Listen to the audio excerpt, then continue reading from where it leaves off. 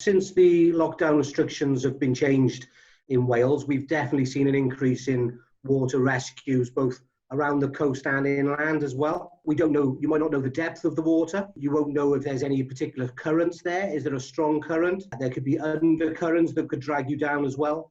There's many hazards under the water, from submerged debris, reeds that could be growing there and again could grab hold of you and drag you down.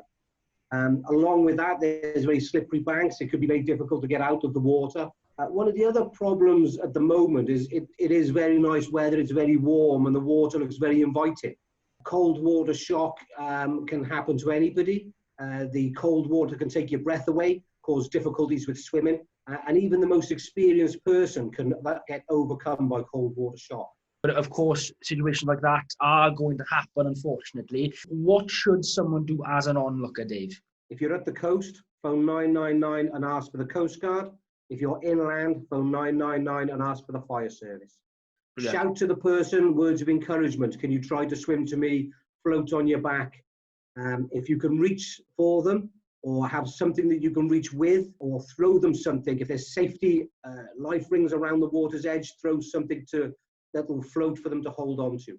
Whatever you do, don't go into the water to try and rescue them. You can end up being a second casualty. If you are going to go in the water, make sure you've got the right equipment. Wear a life jacket, wear a buoyancy aid. Certainly at this time of year, you should be wearing the correct wetsuit. But if you do find yourself in the water accidentally, don't panic. Try to relax and float on your back. Cold water shock will hopefully pass in time and you'll be able to float. People struggle, they try to take their clothing off. Clothing traps air and that will help with your buoyancy. Don't panic. Try and float on your back, relax and control your breathing.